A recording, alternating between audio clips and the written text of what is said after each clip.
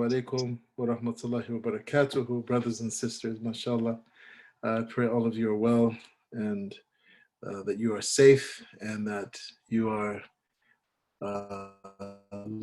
looking eagerly in anticipation to the blessed month of Ramadan. Alhamdulillah. I'm your brother, Adeyinka Mendes, who serves as the Imam and the resident scholar at the Muslim Center of Greater Princeton. And inshallah ta'ala, this evening we will be talking about time management and productivity in Ramadan. Inshallah ta'ala. We'll begin with a recitation from a passage from the book of Allah subhanahu wa ta'ala by our beloved and respected Sheikh, who will be blessing us with his recitation in the month of Ramadan, inshallah ta'ala as well.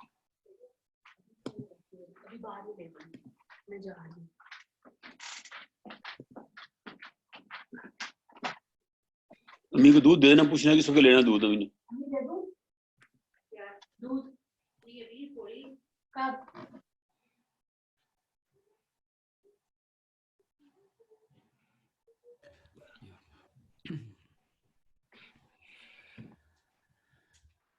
أعوذ بالله من الشيطان الرجيم بسم الله الرحمن الرحيم والضحى والليل إذا سجى ما ودعك ربك وما قلى وللآخرة خير لك من الأولى ولسوف يعطيك ربك فترضى ألم يجدك يتيما فآوى ووجدك ضالا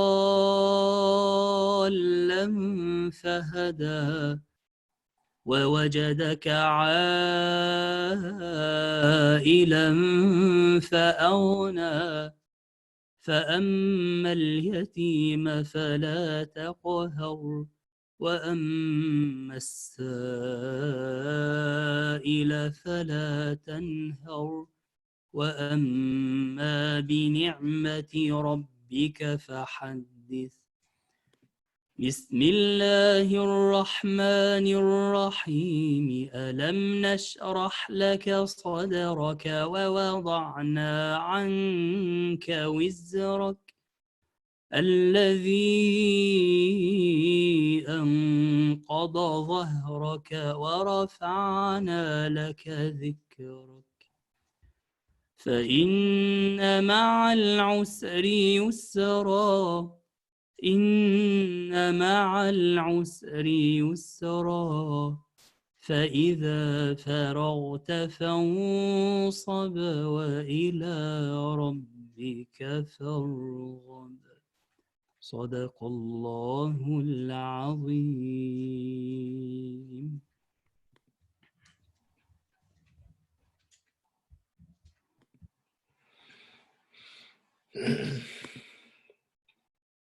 بسم الله الرحمن الرحيم. صدق الله العظيم وبلغ رسوله الكريم ونحن على ذلك من الشاهدين والشاكرين. Alhamdulillahi Rabbil Alameen.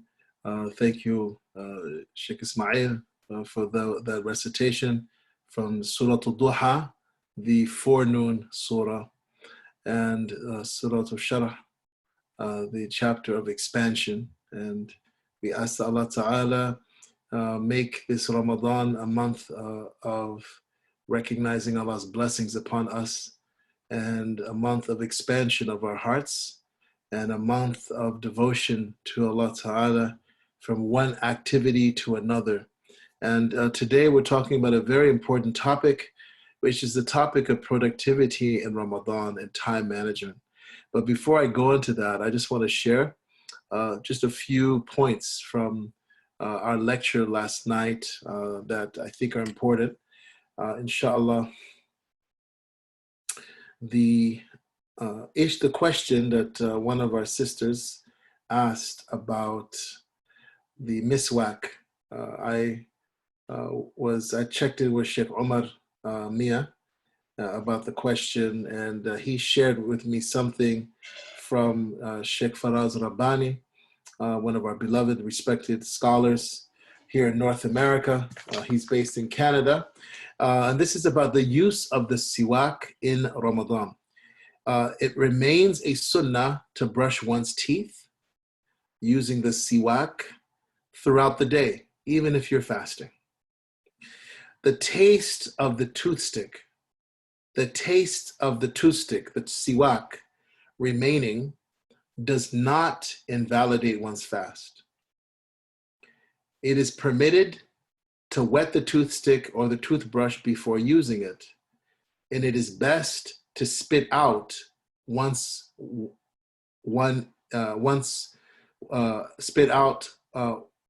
you are finished. And so you clean your teeth with the miswak, and then you spit out. Again, our sister Maryam Mania was asking about the juice from the miswak and whatnot. You should spit that out after you finish brushing your teeth with the miswak, so that you don't swallow that juice. If you are certain that you swallowed a particle of wood, your fast is invalidated and you owe qada. If you're not sure, if you're uncertain, then one resorts to operating upon certainty. This is a common principle in Islamic legal theory. In usul al-fiqh, you base your actions on yaqeen, not shak, right? Certainty, not doubt. You consider that your fast is valid because certainty is not lifted by mere doubt. If you're not sure. But if you are certain that you swallowed some wood, a particle of wood, then your fast is invalidated. And of course, you owe qada for unintentionally swallowing that wood. Last point, this is the fifth point. If any toothpaste or saliva changed by it gets swallowed, meaning by the toothstick, or if someone uses a toothbrush and toothpaste gets swallowed, then one's fast is invalidated. That fast is broken. It is best to avoid using toothpaste while fasting, unless one can do so without endangering one's fast. And again, this is from Sheikh Faraz Rabbani. May Allah preserve him. This goes into a bit more detail about some of the legal rulings related to using a siwak while fasting. And again, as I said yesterday, it's best to avoid using toothpaste and toothbrushes altogether while you're fasting. If you do use a siwak, use one that is that's dry and not too moist. And as for chewing, there was a question about chewing the miswak. Sometimes people chew the miswak to soften it up or to expose the fibers to make it easier to brush one's teeth and one's tongue. Brothers and sisters, my advice is to do that before Fajr and after Maghrib. Right? Chewing of the siwak should be done before Fajr and after Maghrib. Again, so that you do not endanger your fast. And may Allah subhanahu wa ta'ala give you and give me success. I want to also say that we are going to, I want you all to continue making dua for our Imam Suhaib Sultan and for his health. Our sister Shahina Muhammad, may Allah have mercy upon her, that we prayed for yesterday and we've been praying for many months now. She passed away, I believe today. She passed away today. Inna lillahi wa inna ilayhi raji'un. She passed away from cancer that she has had for, to my knowledge, at least 2 years. And we ask that Allah grant her the highest paradise.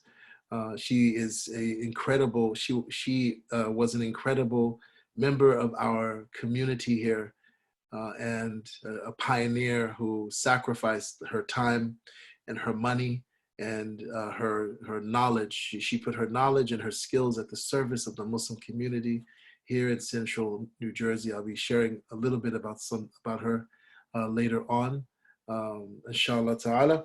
And then, so without any further ado, let's see. I do see a question here related to the siwak. Okay. What if you feel you have bad breath and you have to work? So again, you can minimize any bad breath that you may have by brushing your tongue and your teeth. And a lot of bad breath, comes from not always the teeth, but from the tongue, especially the back of the tongue. And so, again, I encourage people to have a toothbrush that's brand new.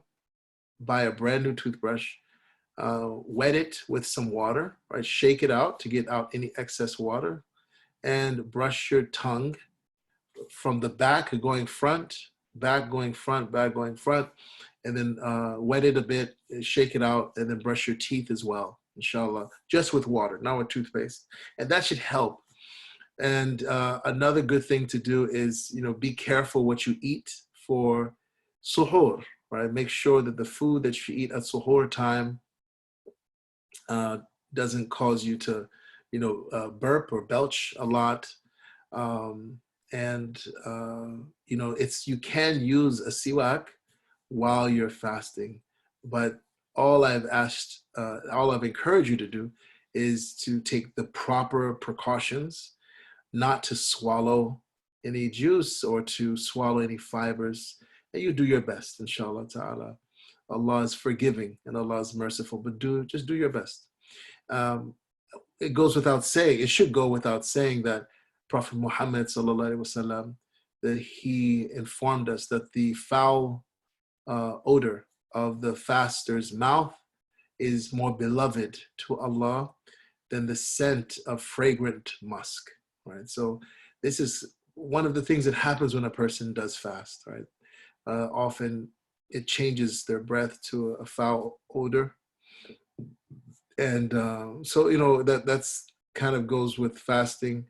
And that's all I can really say. Again, no breath mints, no chewing gum. Just do your best to rinse your mouth out with water to mitigate that odor, inshallah ta'ala. All right, brothers and sisters, we're going to move on to the topic for today, which is productivity in Ramadan. If you pay attention to the news, you know that this has been a subject for many years now about how to deal with the drop in productivity that you see in the month of Ramadan among Muslim communities in some Muslim countries, not all Muslim countries. There's some Muslim countries where you don't notice any drop, and others there's just less, commercial and economic activity. And this is for different reasons. Sometimes it's because, people are really focusing in the month of Ramadan on their heart. They're focusing on their soul. And so they minimize the amount of time they spend at work. If any of you who've lived in certain Muslim countries, you'll know that during Ramadan, you get a half day. At a lot of places, you don't work a full 8-hour, 9-hour, 10-hour, 12-hour day. Rather, you may work from anywhere from 4 to 6 hours, right? The same thing for schools. The load is lightened in Ramadan to give people time once a year when they can focus really on the purification of their soul, which is really why we are here on this planet. Which is why we are here on this planet and that, inshallah, that purification of our soul after Ramadan should translate into you being a better employer, you being a better employee, a more ethical employer, a more ethical employee. We know that many great business empires have fallen to pieces because of unethical behavior. And secondly, our hope is that after Ramadan, that the discipline that one cultivated in Ramadan, that one built upon Ramadan, that gets translated to your professional life, inshallah ta'ala. And hopefully you can make up for whatever loss in profit that may have occurred during the month of Ramadan. A second reason why you see a loss of productivity is because a lot of times people are tired, especially in these months when the nights are shorter and the days are longer. People are tired, people are hungry, and they just don't feel the same vigor, the same energy that they usually feel. They can't drink coffee all day. They can't take snacks and snack breaks, and people who may have addictions to nicotine can't go on their smoking breaks and get irritable, and all of that leads to less productivity in the month of Ramadan. And so, brothers and sisters, one, you should know you're not alone, right? You're not alone. A lot of people experience this. And there are a few tips that I want to give you today that inshallah will help you be more productive. Many of us, including myself, work harder in Ramadan than we did any other time of the year. There are many athletes like Hakim Olajuwon and Mahmoud Abdul Rauf and other Muslim athletes throughout the years, some of them more famous than others. They excel in Ramadan. They train in the month of Ramadan, without any water, without any way to replenish lost electrolytes, and they actually outperform their colleagues. Right? And so this is something that, part of it is mental, of course, right? There's a mindset that comes with the new moon, right? With this new moon of Ramadan, we should have a new mindset that I'm going to do my best, right? It starts with your thoughts. And secondly, there's things that you can do to, again, mitigate the fatigue and the hunger that many of us inevitably feel in the month of Ramadan, especially in the first week of Ramadan, when we're just starting Ramadan. If you have not been fasting Mondays and Thursdays and the 3 radiant days, the 13th, 14th, and 15th of each Islamic month regularly, if you have not started ramping up your fasting in Rajab and ramping up your fasting in this month of Sha'ban, then that first week of Ramadan is very hard. It's very hard. And so again, what do we do? So number one, make sure that you have a healthy and wholesome suhoor, the pre-dawn meal. I cannot overemphasize this, brothers and sisters. Have a healthy and wholesome suhoor. One of the best suhoors to have, I know it may not be your favorite meal to eat, but one of the best things to eat for suhoor is yogurt. Yogurt is it's a slow release, hydrating food. In fact, some scientists say that drinking, or rather eating yogurt, actually is better at hydrating you long term than drinking lots of water. Water just kind of goes your system, whereas yogurt slowly releases much needed H2O, much needed water into your bloodstream and other systems. So yogurt is very important. I like to add honey to my yogurt as well. Stay away from sugar. Stay away from sugar. Again, stay away from sugar, brothers and sisters. By sugar, I mean processed sugar. The sugar that's in honey, the sugar that's in fruit, like berries and dates, and if you make smoothies at home, that's the kind of sugar that your body needs. But processed sugar will make you more tired. Eating lots of sweets in Ramadan, that's again something I take out of my diet personally in Ramadan. No sweets, no sugars. Those of you who spent a couple Ramadans with me at MCGP know that if it has sugar in it in Ramadan, I don't drink it. And again, that keeps me more energized. So again, take out sugar from your diet, inshallah. If you do need a sweetener, go with something natural, like local raw honey, inshallah ta'ala. So suhoor is really important. Yogurt is really good. As I said yesterday, oatmeal, if you can, still cut oats, or any kind of natural oatmeal. The instant oatmeals are okay, but they're really not the best for you. The oatmeal that takes 5 to 10 minutes to cook is better than the instant oatmeal. But if all you have is instant oatmeal, or if all you have time for is the 1 minute oats, then go for that. But oatmeal and peanut butter, brothers and sisters, will do you wonders, mashallah.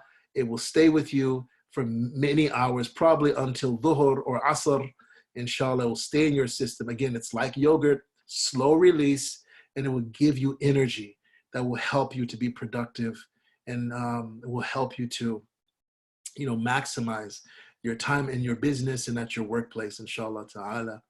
And then stay away, as I said yesterday, stay away from oily, greasy foods that really weigh you down, that clog up your system. You're really hurting yourself by eating those foods, especially at the time of suhoor. So diet is important. Also, the kind of food you eat for iftar. A lot of people, by the time we get to the middle of Ramadan, after the first week, in the 2 or 3 weeks of Ramadan, people find their rhythm. They kind of get into a zone. And the food you're eating for iftar also, try your very best to make your meals healthy and wholesome, so that you have the energy that you need. You are what you eat. You are what you eat.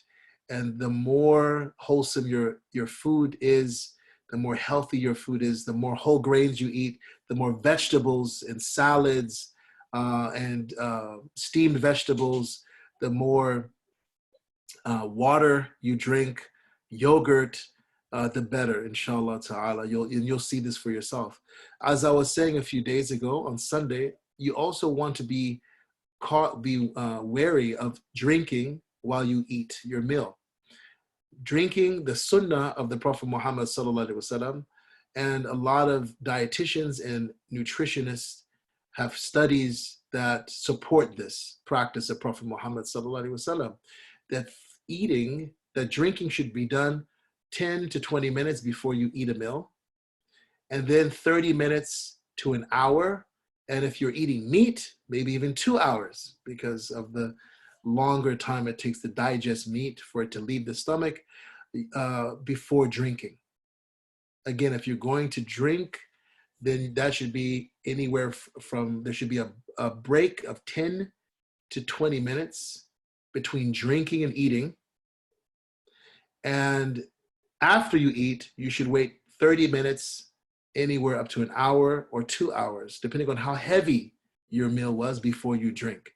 Our tendency is to either drink while we're eating, or when we finish eating, to run for the coffee, or run for the tea, or the juice, or whatever, or the water even. And even drinking water while you're eating will make you feel tired. It will make you feel sluggish. And if we want to feel productive, if we want to feel energized in Ramadan, that needs to be managed. And the next thing I want to remind us again is the importance of taking a nap. And if you can't take a nap, just spending 5, 10, 15 minutes with your eyes closed and your head down, right? Set your alarm clock on your phone and just take a break. Many of your colleagues are still taking smoking breaks. You should just take a quick power nap break, inshallah ta'ala. Go out and walk if you can. Go out and take a hike.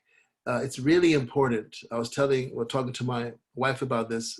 She was sharing with me an article about how many people feel fatigued with this pandemic. And a lot of us are not only facing physical exhaustion, we're facing mental exhaustion from the news, from the news that we're getting, the news cycle, the things we're seeing in our news feeds, the reports about sickness and death constantly, the worry, the anxiety.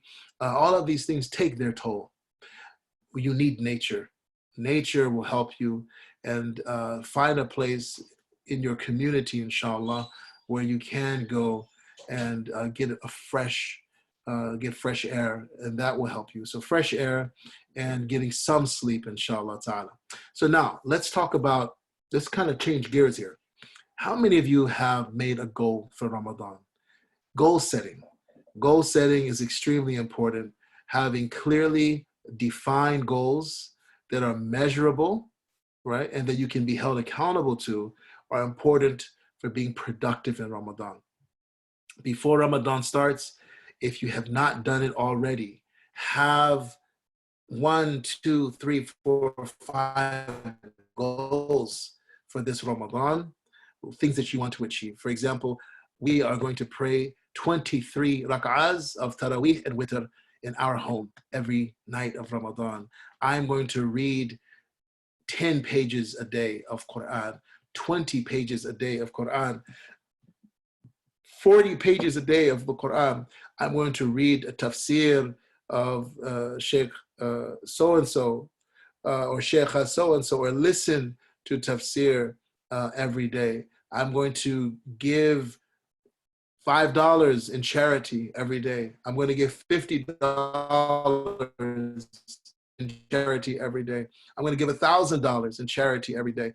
Make goals, brothers and sisters, for the time you spend in Ramadan. And they're basically 6 things we should be doing in Ramadan that are sunnah, beyond our obligatory fast: eating our suhoor meal, the pre-dawn meal that we've discussed, eating the iftar that we've discussed. And I know sometimes people have 3 meals at night, but you don't, if your health allows, you don't necessarily need 3 meals. In fact, the Prophet ﷺ would eat 2 meals a day. And some of my best Ramadans has been when all I ate was my suhoor and my iftar meal, right? And those are some of the best Ramadans I ever had. And so I encourage you to do that if your health allows you. But if you are diabetic, or if you have special medicine that you need, or if you're anemic or hypoglycemic, then please eat the diet that you need to maintain proper health. We want to make sure you make Taraweeh. What is your goal for Taraweeh? Is it 8 rakahs a night? Is it 11 rakahs a night? Or 13 rakahs a night? Is it 23 rakahs a night or more? Write it down. Write it down. And make sure your family is aware. And if you don't have family living with you that you can share your goals with, find a brother, my dear brothers, or find a sister, my sisters, who will be a part of your Ramadan support network group, so that you can share your goals with one another and hold each other accountable and support and cheer each other on, inshallah. How much Quran are you going to read in your own language? So we've talked about reciting the Quran in Arabic, but you should also be reading the Quran in English, for example, or in Urdu, or Bangla, or Spanish. Whatever language is your mother tongue, you should be reading the Quran in that language, as well as reading a scholarly commentary to help you, to guide you through your understanding. And there's a number, for those of you who are English speakers, there's some very good English commentaries that are out. I recommend, highly recommend. Look, it makes sense. We all want. I highly recommend reading the study Quran that Dr. Sayyid Hussein Nasr and his editors produced. Just a word of caution: there are some ideas in this edition that promote the universal validity of religions. But other than that, it is a very, very well put together commentary, taking from a wide spectrum of Sunni and Shia scholars. And it's very well done. Also, Tafsiri Usmani by the great Indian scholar, Sheikh Shabir Usmani. Also, Ma'arif al-Quran is in English as well by the great Indian scholar, Sheikh Muhammad Shafi. And there's also the translation of Ali Unal. Ali Unal is a great Turkish scholar. May Allah give him freedom. He's been in prison and he's a political prisoner in Turkey, but he's produced many great books. Again, for those of you who are English speakers, I recommend the Study Quran, the Tafsiri Usmani, that's available in Urdu as well as in English. Ma'arif al-Quran by Sheikh Muhammad Shafi, and the translation with notes of Ali Unal. Unal is spelled U-N-A-L, inshallah ta'ala. These are really great resources. But make a commitment to not just do khatams of Quran, to not just do khatam after khatam after khatam, but to understand. Have a goal of understanding the Quran and reading what our scholars say and writing down questions, right? And bring your questions, inshallah ta'ala, to me and to our other scholars if there's any points that you have. I also want to recommend having, along with your goals for Ramadan, goals of charity, goals of reciting Quran, goals of extra ibadah, salatul tasbih, for instance, dhikr, how much dhikr you're going to do. You should write down, brothers and sisters, how many la ilaha illallahs are my goal or my minimum. How many salat ala nabi, durud sharif, and istighfar and whatnot. What's my goal, right? Just like for your businesses, you have goals. You should have spiritual and religious goals for Ramadan to maximize it, and you can surpass your goals. But your goal gives you something to aim for, inshallah ta'ala. The next thing I want to talk about is your time management. How do you manage your time in Ramadan, right? How do you manage your time? I'm going to assume that many of you are going to be working 8 hours a day, maybe 10 hours a day, right? Maybe some of you might even be working 12-hour days, right? How do you do all these beautiful, acts of ibadah with a 10 to 12-hour workday, working from home with children jumping on your back? Right? Number one, you need to, again, make a plan. Make a plan with your husband, with your wife, with your relatives that are living with you at home, with your friends if you can. If you're living with roommates, make a plan for how you can assist each other when off times and on times are for watching the children, rotating, watching the children, so each person can have the ability to worship Allah after they finish their work. You need to rest. I would not recommend working for 10, 12 hours and then going straight into worship if you are not that kind of person. There are some people that have endless energy to do such feats. But for the average person, after you've been at work all day, dealing with numbers and dealing with clients and dealing with supervisors and reports, you need a break. So take a break. Take a break, brothers and sisters. Take a break. Turn off your phone. Yes, you can turn off your phone. Turn off your phone, turn off the TV, turn off the radio, turn it all off, and set your alarm clock. Give yourself an hour nap just to replenish your energy. You need to write that in your schedule. Right? So you make your schedule. This is the amount of time I will be at work. And you need time for rest. If you can rest at work, alhamdulillah, write that in. But if you can't rest at work, then you need to allow some time to rest, even if it's just 20 minutes, even if it's just 20 minutes before you get ready for iftar and you get ready for tarawih, right?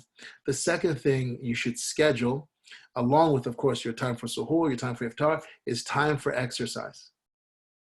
And we talked about this on Sunday evening. You need time for exercise, even if it's just 10 minutes a day. Preferably you can do 30 minutes, but if it's just 10 minutes, have time. That will help you be more productive. The more you exercise, the less sleep you need. This has been proven study after study. The more you exercise, the less sleep you need. So exercise, inshallah ta'ala, at home or in your backyard, where you can exercise and get fresh air at the same time. The third thing I want to recommend for your schedule is a wonderful website. I'm going to share it with you. Some of you I know are already familiar with the work of Brother Muhammad Faris. Brother Muhammad Faris wrote the book Productive Muslim, The Productive Muslim. This is the website. I'm sure some of you have seen it already, but this is, he has a whole free class on how to be productive in Ramadan. And so this is Brother Muhammad Faris, mashallah. He's been featured on CNN, BBC, Iqra, British Muslim, Al-Hijra TV, Islam Channel, Al-Risala, and other media news outlets.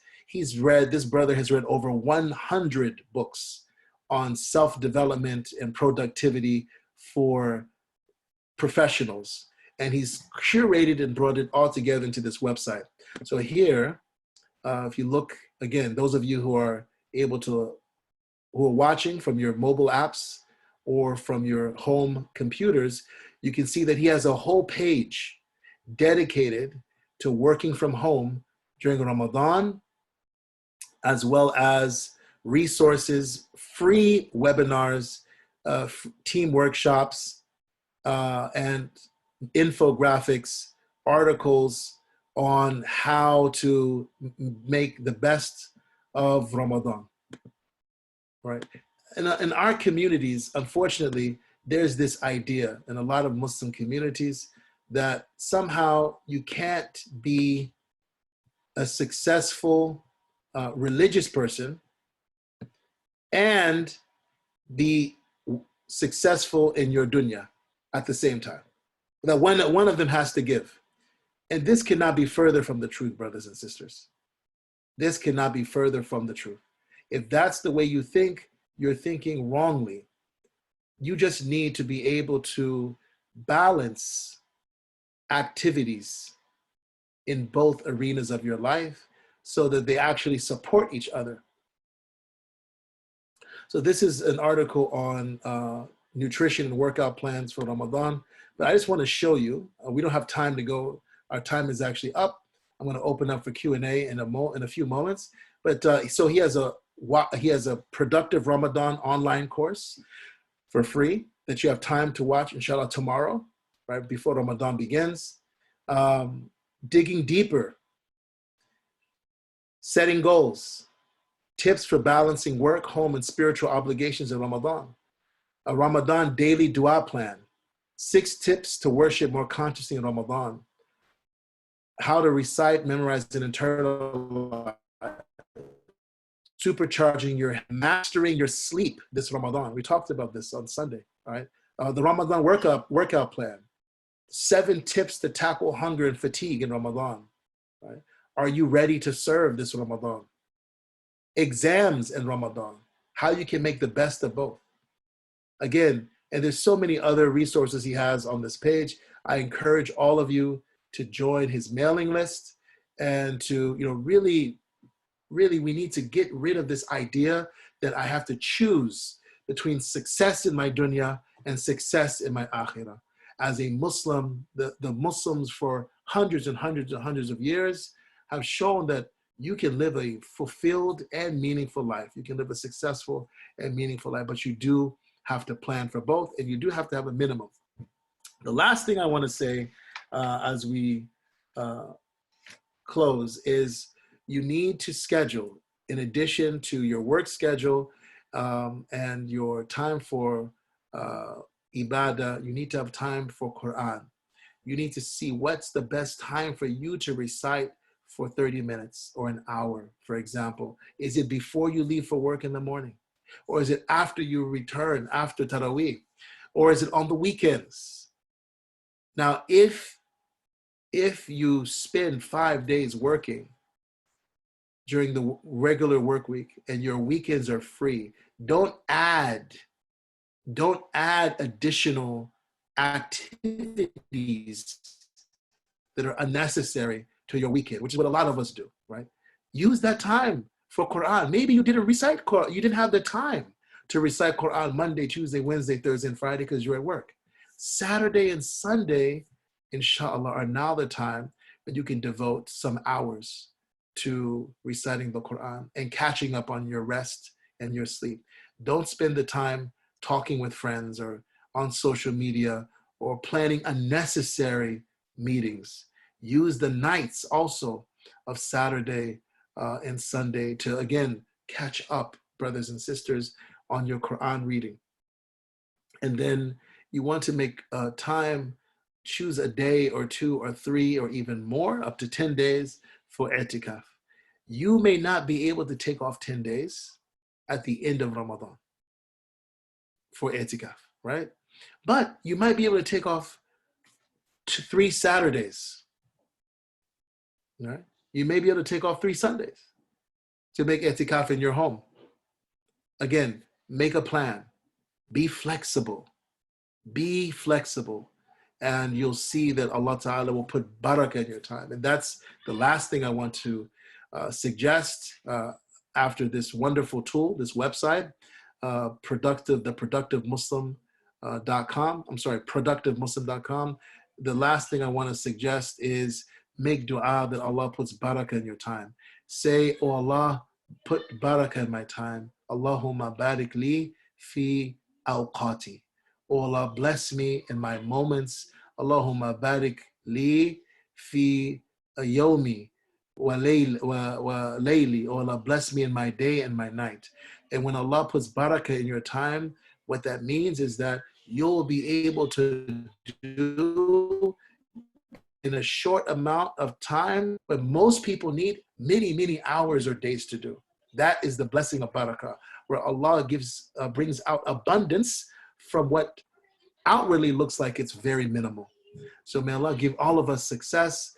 This is a really big topic, but I think more than anything, this website, productivemuslim.com, will be a great tool for all of you, inshallah ta'ala.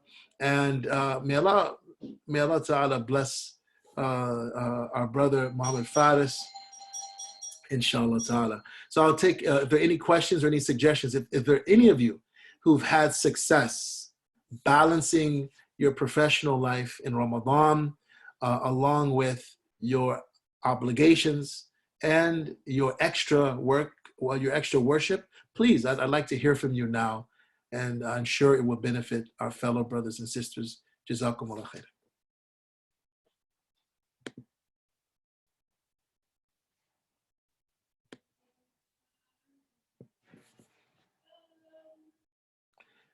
So there's a question here. Bismillah. Sister Asma, Assalamu alaikum. Sister Asma, I have, inshallah, decided to read Taraweeh with Quran every day, 20 rakats. Inshallah, please pray. Allah subhanahu wa ta'ala keeps me steadfast. Ameen. May Allah ta'ala keep you steadfast. Someone asked, how about virtual Taraweeh? Inshallah, we're not doing virtual Taraweeh at MCGP. What we will have is recitation of the Quran. I believe the entire juz, if I'm not mistaken. I don't know if Sheikh Ismail is still with us, but I believe it's the entire juz will be recited by Sheikh Ismail at starting this Thursday at 9 p.m. And after his recitation, I will be sharing some jewels from the juz, inshallah ta'ala, jawahir of juz, some lessons and some important points from the juz. And I may be getting some help with that, inshallah, on some nights from some of our brothers. And Bismillah.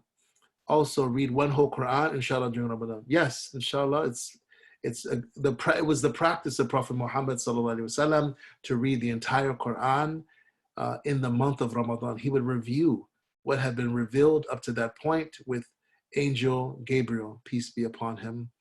The exception to that was the last year of his blessed life, sallallahu alaihi wasallam, when they reviewed the Quran twice. They reviewed the Quran twice. And so that year, in that month of Ramadan, the last year of his life, he actually recited the Quran before his teacher, the angel Jibreel alayhi salam twice. Some people recite the Quran even more than that, right? One of my teachers, Sheikh Muhammad, Sheikh Muhammad As-Somali, mashallah, in Atlanta, I remember coming to visit him on the third day of Ramadan, and he said he was about to do a khatam on the third day of Ramadan. Mashallah. So there are people like that who may do 10 khatams of Quran. But he was, mashallah, he was a very, knowledgeable person. And, again, my advice to everyone is, especially if you're not a scholar, especially if you're not steeped in knowledge of tafsir, is along with your tilawah, your recitation, focus on understanding, inshallah ta'ala. What is the best time to exercise during fasting so that one does not feel thirsty? Or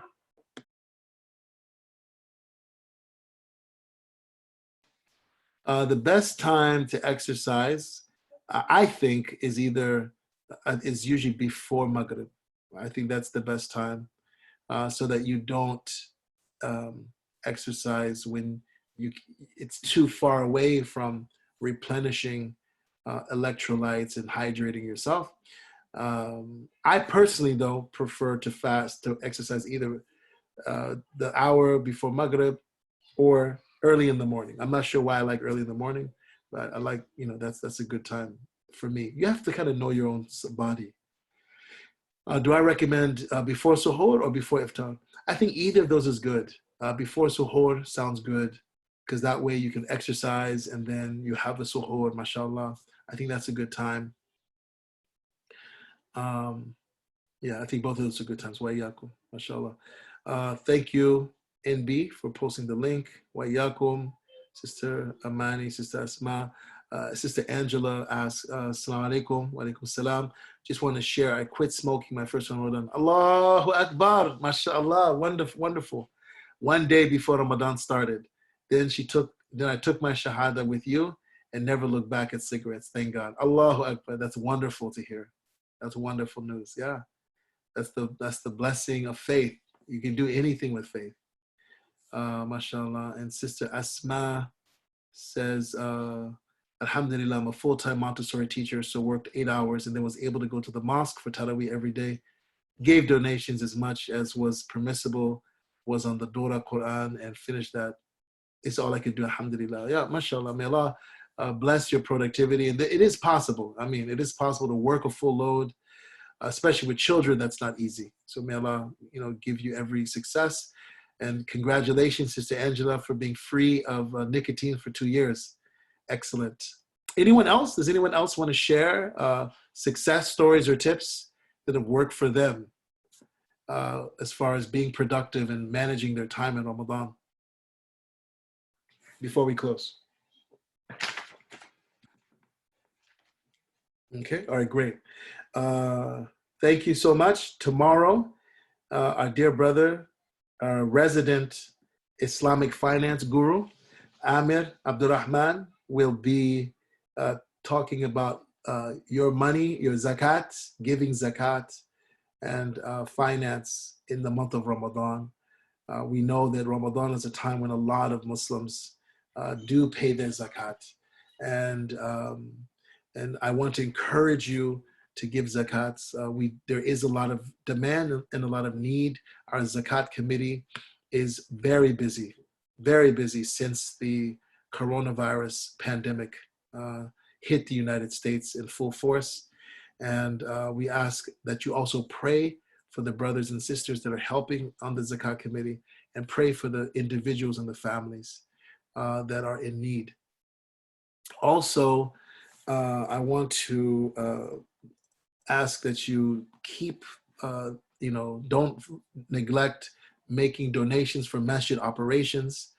We do have bills, and as we discussed last Saturday, we do have a shortfall, and we don't want to, we do want to be in the black, so to speak, and not have deficit, inshallah ta'ala. There is a raised hand here. I'll just take this. Brother Mas'ud, please go ahead and speak. Assalamu alaikum. I just had a comment regarding time. Yeah. I think most of the people will be working from home now. So they Yeah. have saved the commute time. So that time can be dedicated to either prayers or power naps or exercises as well. Yes, I agree for some of the brothers and sisters. But what I've been hearing from a lot of brothers and sisters, and the similar thing kind of happened to me, that because we're not commuting, you know, you're expected to do more by your employers, right? And so I think a lot of people in corporate America, a lot of Muslims who have corporate jobs, have complained to me that their supervisors, upper level management is more demanding now of them, because now they don't need 2 hours or 4 hours for some people to commute back and forth to work. What their supervisors want them to use that, you know. So, and I just want to be clear: the board at MCGP has not given me a larger load, but there are other communities here in Central New Jersey that have been reaching out to me to assist, you know, with their online programming and you know, there are lots of demands from our local community, inshallah ta'ala. I'm just going to, so with that, I'm going to read a brief obituary for our sister Shahida Muhammad, rahmatullah alayha, that was given to me by one of our community members, Khalila Sabri, Sister Khalila Sabri Baji, mashallah, who is very active in our community, and her She died. Wahid.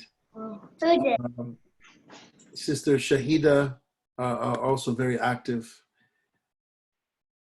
is also very active. She wrote, Sister Shahida Muhammad, may Allah have mercy on her, and her husband, Salahuddin, accepted Islam in the early 60s at Masjid al-Taqwa, Trenton.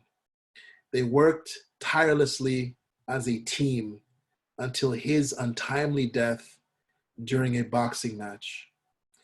She dedicated her life to raising her 2 children, Shahida and Salahuddin, and 2 grandchildren, Isis and Nathaniel, as Muslims.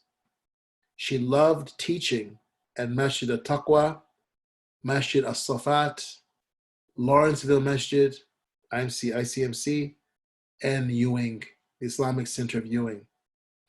And she is a founding member of the Islamic Center of Ewing and the New Jersey Pearls of Islam. This is a women's, Muslim women's group, educational and social group that Sister Khalila and a number of other sisters belong to. Alhamdulillah, I was invited to speak to them about a year ago.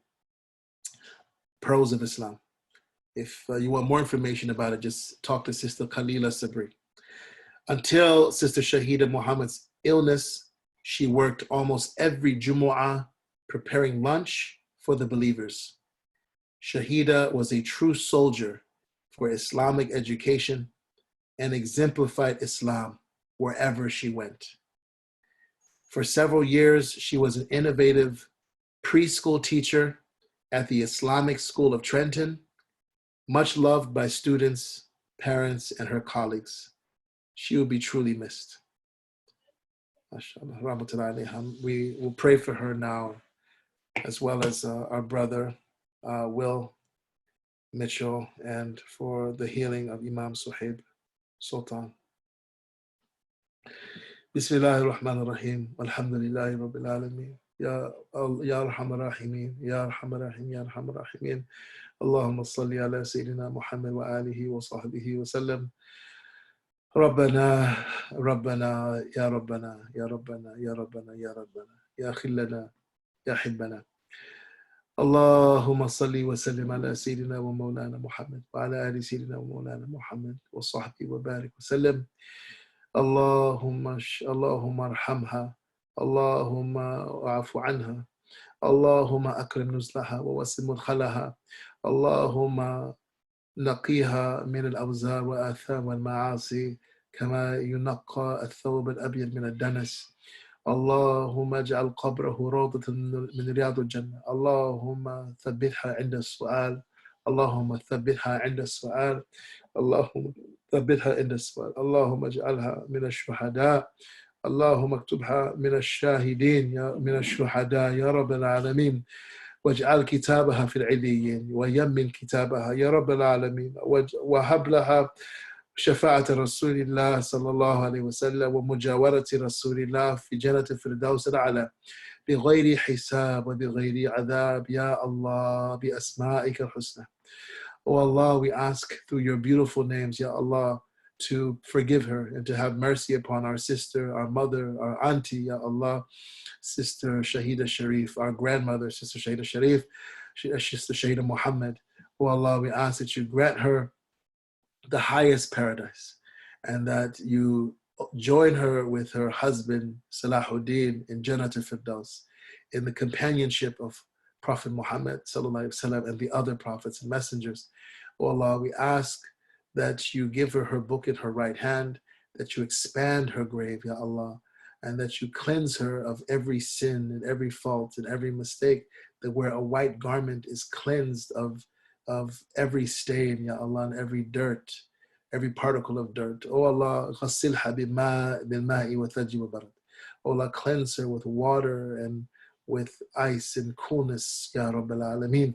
Oh Allah, we ask that you support her with a firm word during the questioning of the grave, Ya Allah, and protect her from her right and her left, from her front and her back, and from her head and her feet, from the punishments of the grave, Ya Rabbil Alameen. Oh Allah, we ask that you enter her into paradise without reckoning and without any suffering. We pray for the same for our brother Will Mitchell, Ya Allah, and any of our friends and our family who have passed away, Ya Allah, from the Ummah of Rasulullah Sallallahu Alaihi Wasallam. Oh Allah, we ask that you give healing to Imam Suhaib Sultan, healing after which there is no pain nor suffering, healing after which, Ya Allah, there is no sickness, Ya Rabbil Alameen. We pray for his family, Ya Allah. We pray for the family of Sister Shahida Muhammad, for Isis, Ya Allah, and Nathaniel, Ya Rabbil Alameen. Keep their feet firm upon your path and keep her descendants in Islam, Ya Allah, to the day of judgment, Ya Rabbil Alameen. Allah, we ask that you bless us in what remains of Sha'ban. Bless us in our time. Bless us in our wealth.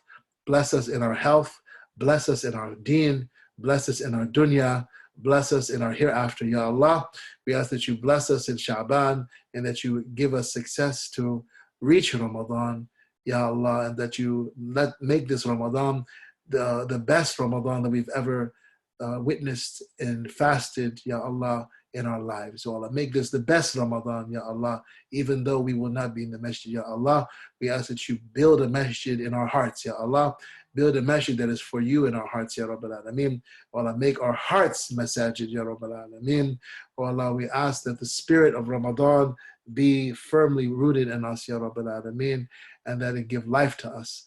Oh Allah, we ask that you ease the hardships of our brothers and sisters, that those who are in need of healing, that you heal them, those that are in need of knowledge, that you teach them, those that are in need of wealth, Ya Allah, that you enrich them, those that are in need of good company and companionship, that you give them the best of company and companionship from the seen and the unseen realms, Ya Rabbil Alameen. Oh Allah, we ask for your forgiveness and that we pray that you make us forgiving of those that have wronged us and spoken harshly to us, and those who've abused us and misused us and insulted us, Ya Allah. And we ask, oh Allah, that you do not place over us those who, in authority, those who do not fear you and are not patient and are not compassionate with us, and do not let this world be the extent of our knowledge or the sole concern of our minds and our souls. Ya Allah, we ask that you raise our resolve and our ambitions beyond this world. Allahumma salli ala Sayyidina Muhammad wa alihi wa sallam. Subhana rabbika rabbil izzati amma yasifun wa salamun ala al-mursaleen. Alhamdulillahi Rabbil Alameen, birahmatika ya arhamar rahimin. May Allah bless all of you. Those of you who tuned in for the interfaith vigil, thank you so much for your support. It's on my Facebook page. It's also on the Facebook page of the Windsor Heightstown Area Ministerium.